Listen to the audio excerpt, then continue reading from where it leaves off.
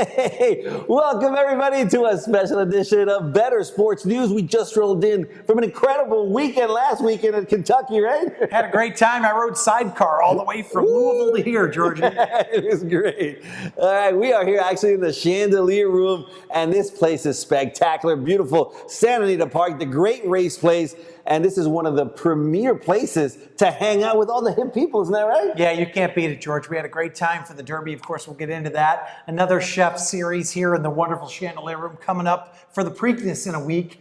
You can't beat this place, George. Wonderful racing, great food, great atmosphere, unbelievable, and a great Harley. A great Harley. As soon as you come in the elevator here to the Chandelier Room, this is what greets you. You can sit on it, you can take pictures. It is wonderful. I think it's a 1935 Harley. 1935. Ooh, yeah, pristine. We opened in 34, so pretty much to commemorate the opening of beautiful Santa Anita. And once you're inside the Chandelier Room, it's just magical. That's what's wonderful, George. All right. Well, we had a great weekend last weekend. As we predicted here on our show, American Pharoah certainly delivered in the Kentucky Derby. Just an awesome performance.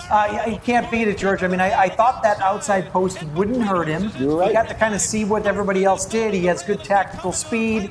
I thought he worked really hard down the stretch. To me, and maybe they all didn't, but I was really watching American Pharoah because I loved him. I didn't think he really took to the track all that well. I never thought he was traveling all that comfortably, yet he still won. So, still the hopes are up. We've been predicting Triple Crown.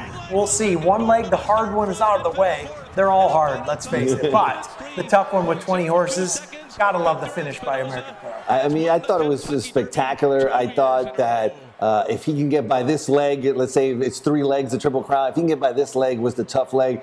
The Preakness, I think he's going to dominate. And the Belmont, I mean, we'll see what kind of shooters come at him in the Belmont, but I really think he's the goods. We thought he was the goods all year, and he certainly solidified his role as probably the best bet to win a Triple Crown in years. And I'll tell you what, of course, the California horses ran 1, 2, 3. Now, I don't know about Dortmund if Dortmund's going to come back. I did talk to Gary Stevens this morning at Clocker's Corner, and Gary Stevens said Firing Line is going to the Preakness. So, he's got some competition. Firing Line has got a lot of guts, and I'll tell you what. And if Dortmund comes back as well, it's not a slam dunk for the Preakness, but I think American Pharoah is going to move forward. Let's hope so.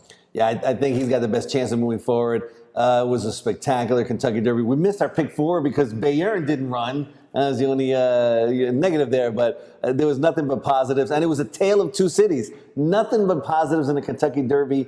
Nothing but negatives in the big fight. Yeah, I'll tell you what. Thank God, George. I know you had some cash on the fight. I ended up not even watching it. Now, of course, I followed round by round, and it sounds like what I was doing was what the fight was. It was a snoozer. I was half asleep, and I think the crowd was half asleep. Kind of predictable. We figured it might go the distance. Doesn't seem like there was a whole lot of punches thrown. What was your take on that fight? I saw the whole fight. Unfortunately, that's time that I'll never get back because it was so hyped, and everybody thought it was going to be so spectacular. And I think sometimes that happens to me when somebody tells me, this is the best movie I've ever seen. You go see that movie and it lets you down. And other ones, when you go, well, it was okay. And you see it, oh, it was great. It was such a hyped fight that I thought it was going to be the fight of the century. And I really expected that. And I round after round after round waiting for a big fight to develop, and nothing developed at all. It was really, to me, boring.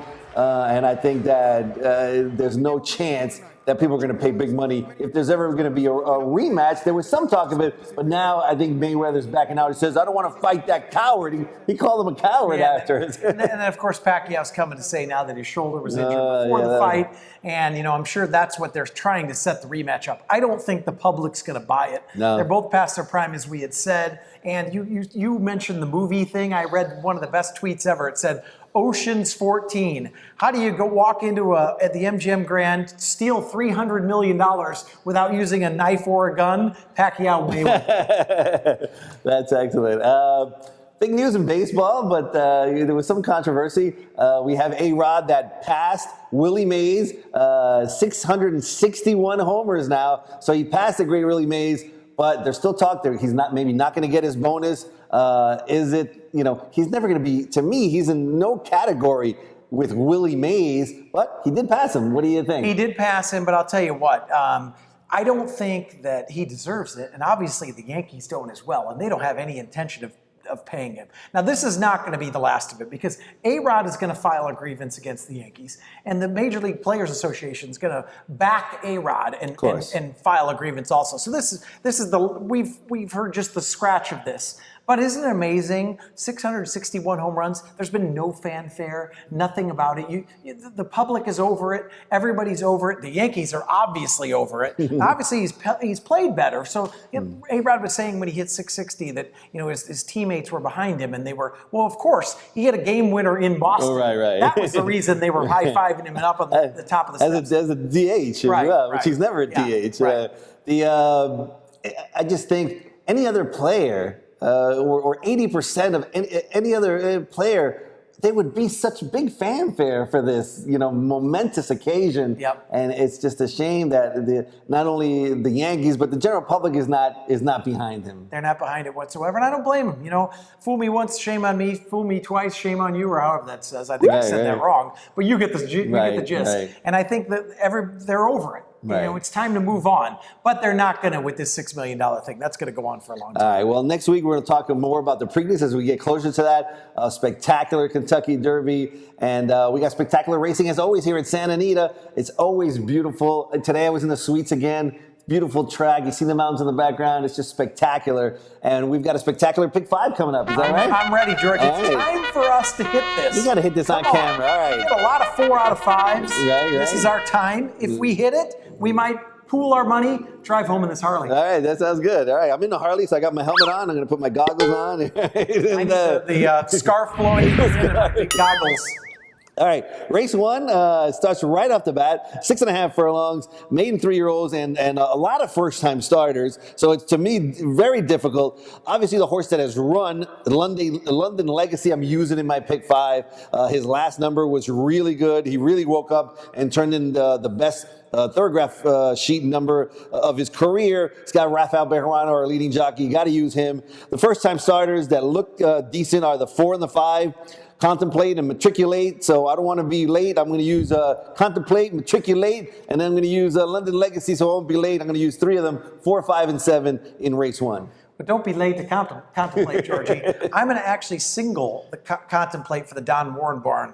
Don Warren has been very, very sharp with first-time starters lately. I think we're looking at 28% now. That horse is actually 4th choice on the morning line. Wow. And I don't know what the betting will be, but as of right now, 4th choice 4-1. I'm going to try to single, a little bit of a gutsy single so I can spread elsewhere. I'm singling the 4 here to start. That's a gutsy single, and that'll set you up to spread. My ticket's going to end up being $82.50. It was going to be over $100 because I was going to use 2 horses in race 5. We'll get to that in a moment, but now I'm only going to use 1. Race 2, another one filled with first-time starters, 6.5 down the hill, a tricky distance. I kind of like horses that have already run, and I love a horse in this race. He's going to be my single in the Pick 5 sequence. And I love him. It's Emmy Vale Court. Emmy Vale Court, it's got 3 seconds, so it's always a bridesmaid, but knocking on the door, certainly bred on the grass. Garrick Stevens takes over for Solis, and I think that Thomas Proctor and Stevens do really well together. I'm singling Emmy Vale Court in race number 2. Well, you got to love the Proctor-Stevens combo, and this horse is 3, like you said, 3 starts all down the hill, 3 seconds. I'm going to give it one last chance. I think this is the time to break through as well. If we run another second or third, I start to see a trial maiden going here maybe a little bit. I'm going to single the 7 Emmy Vale Court as well. So I'm going single to start. All right. I think that's an excellent single. I mean, I think this is not going to be a case where he's just going to be a forever mate. I think this is a horse that's going to break through. Now, the next 2 races for me, ridiculously tough. I narrowed it down to 5 horses. Race number 3, I'm using Rambling House, the 1, the 2, the 3, the 6, and the 8. So I'm using more than half the field here to try to get to the 5th race. Wow, you're pretty deep here, George. That really surprises me. I'm actually going to hit the Chappie button. I'm going here. So I'm doubling up what you have. Okay. I couldn't make heads or tails of this field. I got a couple singles to start. I'm hitting the all button here. Yeah, I thought there was a couple horses that you could throw out. So I singled it down to 5. Now, in the race 4, I'm using the Chappie button. I love the Chappie button because I have no clue. I mean, really, there's 11 horses that are going to go to post. I'm using them all. Even the also eligibles, if they get in, have a shot. So I'm pressing the all button in race number 4. Well, George, I'm exactly the same as you. I'm in the Chappie button again here, so I'm back-to-back alls. I couldn't make heads or tails of this race once again. Maybe one of these times, lately when we've been hitting the all button, we haven't gotten that big price. I think it's time. We need a 15 to 20 to 1 to spice up this pick 5. We're both going all in the 4th. Let's get a price here. Let's get a price, because in the last race, unfortunately, a horse I was certainly looking forward to seeing run, and I thought certainly could win the race. I had it like as a 2-horse race, but she apparently had some issues and is out. Beholder. So Beholder will not be running in race 5. And really, that just leaves Warren's Veneta as, to me, another standout in a small field. So it's only going to be, I think, 4 horses going to go to post. Certainly going to hurt the pick 5 prices along the way. But with the defection of Beholder, Warren's Veneta, it's an absolute single in race number 5 for me. It's too bad, even though we had a small field already, that we got rid of it.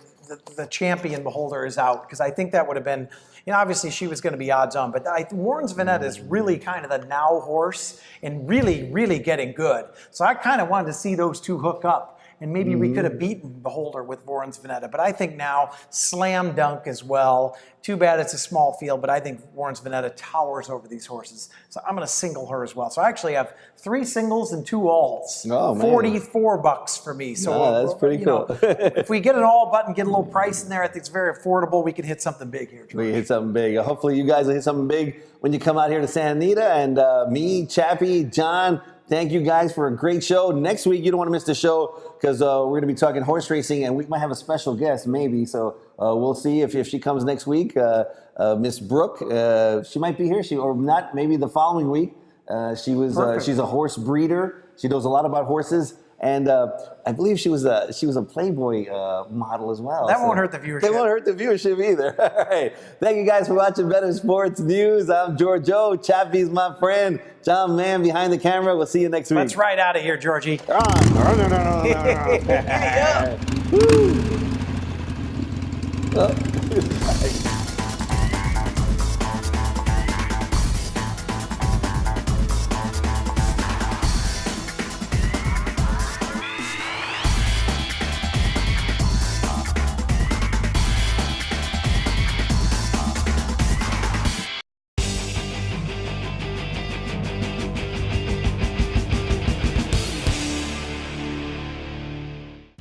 It's right around the corner on HPQualified.com. It's the Lucky 7 contest. Fenix, you feeling lucky? Oh, I'm feeling so lucky anytime it comes to horse racing. I love it. This contest is one of a kind. They started in 2008, and it's the Lucky 7 contest with 3 rounds. Now, in the first round, it's called the Lucky 7 contest, right? Why? Because 7 lucky winners are going to win cash prizes in the first round. That's right. So 7 winners in the first round will get cash prizes. Then 50%, the top half, will move on to round 2. And in round 2, it's the Lucky 7 contest because 7 lucky winners will win cash prizes in the second round. That's right. And then in that second round, the top 50%, or half the field, will move on to round 3, the big round. And in round 3, it's the Lucky 7 contest because cash prizes, and they will win chances to enter other tournaments. Yes, great tournaments like the Win Contest, the Horse Players World Series, and of course the Players Challenge. So the only way to play in round 2 and in round 3 is to enter in round 1. You can't buy your way into round 2 or 3. So it's a very cool contest. You buy 1 entry fee into round 1, and you can play in all 3 rounds for cash prizes in each round and entries in the final round. It's the Lucky 7 contest. There's feeders all the time to get into that contest. And where can they play that contest? They can be Lucky 7 at hpqualified.com.